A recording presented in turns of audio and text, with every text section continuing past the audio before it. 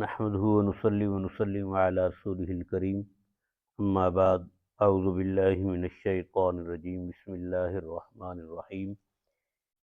وَإِذِ اسْتَسْقَىٰ مُوسَىٰ لِقَوْمِهِ فَقُلْنَا اضْرِب بِّعَصَاكَ الْحَجَرَ فَانفَجَرَتْ مِنْهُ اثْنَتَا عَشْرَةَ عَيْنًا قَدْ عَلِمَ كُلُّ أُنَاسٍ مَّشْرَبَهُمْ كُلُوا وَاشْرَبُوا مِن رِّزْقِ اللَّهِ وَلَا تَعْثَوْا فِي الْأَرْضِ مُفْسِدِينَ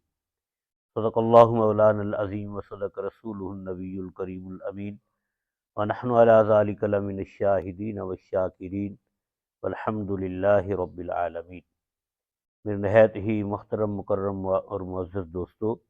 السلام علیکم ورحمۃ اللہ وبرکاتہ۔ آج میں نے سورہ بقرہ کی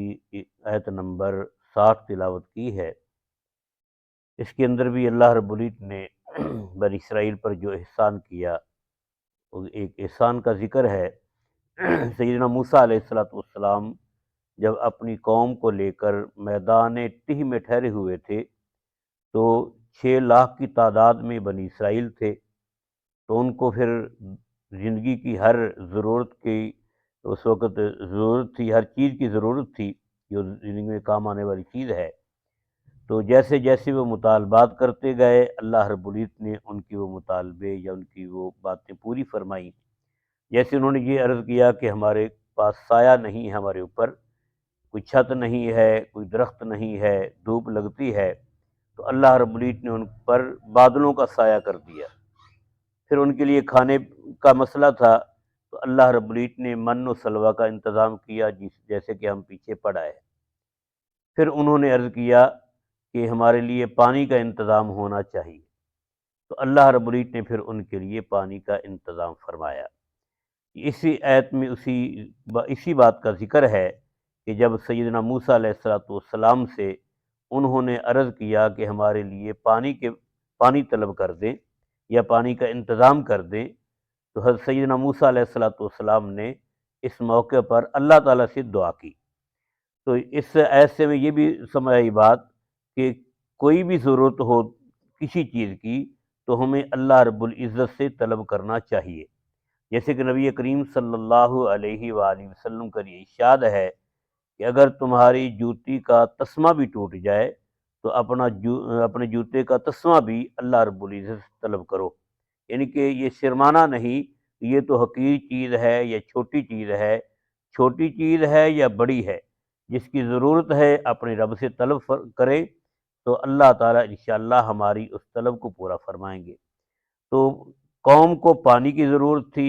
پینے کے لیے، تو سیدنا موسیٰ علیہ السلام نے بارگاہ الہی میں عرض کیا کہ یا اللہ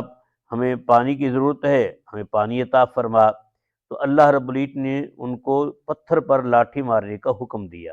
اس کا تذکرہ اللہ تعالیٰ یہاں فرما رہے ہیں، وَإِذِ اسْتَسْقَىٰ مُوسَىٰ لِقَوْمِهِ، اور جب پانی مانگا موسیٰ علیہ السلام نے اپنی قوم کے لیے، فَقُلْنَا، ہم نے کہا، اضرب بعصاک الحجر، اپنی لاٹھی کو پتھر پر مارو، فانفجرت منہ اثنتا عشرۃ عینا، تو آپ کی لاٹھی مارنے سے اس پتھر میں سے 12 چشمے پھوٹ پڑے۔ قد علم کل اناس مشربہم، سب لوگوں نے اپنے گھاٹ کو پہچان لیا۔ کلوا واشربوا من رزق اللہ،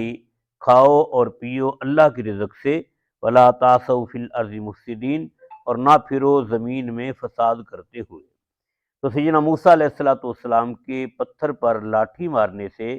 اللہ رب العزت نے 12 چشمے پتھر میں سے جاری فرما دیے۔ تو یہ اللہ تعالیٰ کی قدرت ہے، اب بھی پتھروں سے چشمے جاری ہوتے ہیں، تو اللہ رب العزت نے بیک وقت ان کے لاٹھی مارنے سے اسی وقت 12 چشمے وہاں سے جو جاری فرما دیے۔ اللہ تعالیٰ جس سے چاہے پانی نکال دے۔ تو 12 قبائل تھے بنی اسرائیل کے، تو ہر قبیلے کو الگ الگ چشمہ الاٹ کر دیا گیا اور ان کو بتا دیا گیا کہ فلاں قبیلہ فلاں جگہ سے پانی پیے گا، فلاں سے پانی پیے گا۔ تو اللہ تعالیٰ فرماتے ہیں قد علم کل اناس، سب لوگوں نے پہچان لیا، مشربہم، اپنے گھاٹ کو، گھاٹ کہتے ہیں جہاں پر پانی پیا جاتا ہے، اپنے پانی پینے کی جگہ کو سب نے پہچان لیا، ان کو بتا دیا گیا کہ یہ تمہارا مقام ہے الگ الگ قبیلے کا۔ اللہ تعالیٰ فرماتے ہیں کلوا واشربوا من رزق اللہ، کھاؤ اور پیو اللہ کے رزق سے، کہ اللہ نے کھانے کے لیے من و سلوہ عطا فرمایا، پینے کے لیے چشمے بہترین جاری فرما دیے پانی سے، تو اللہ فرماتے ہیں کہ یہ کھاؤ اور پیو اللہ کی رزق سے، اور اللہ کا شکر ادا کرو کہ اللہ رب العزت نے بغیر محنت کے ہر چیز کا انتظام فرما دیا۔ بغیر محنت کے اللہ نے جو ان پر سائے کا انتظام فرمایا، بغیر محنت کے اللہ نے ان کو من و سلوہ عطا فرمایا، بغیر محنت کے اللہ رب العزت نے ان کو پانی کے چشمے جاری کر کے دے دیے۔ تو اللہ رب العزت فرماتے ہیں کہ میں نے یہ جو رزق دیا اللہ تمہیں عطا کیا، تو یہ کھا کر میرا شکریہ ادا کرو، ولا تعثوا فی الارض مفسدین، اور زمین میں فساد کرتے ہوئے نہ پھرو۔ تو جب آدمی کے پاس کچھ کھانے پینے کے لیے تو فساد بھی مچاتا ہے، تو اللہ تعالیٰ نے فساد سے منع کیا کہ اگر اللہ تعالیٰ کوئی نعمت دے تو ہم فسادی نہ بنیں، بلکہ ہم امن پسند بنیں۔ اللہ رب العزت ہمیں جو ہے اپنا شکر ادا کرنے کی توفیق نصیب فرمائے، اور دنیا اور آخرت میں اللہ تعالیٰ ہر مسلمان کو ہر مقام پر کامیابی نصیب فرمائے، آمین۔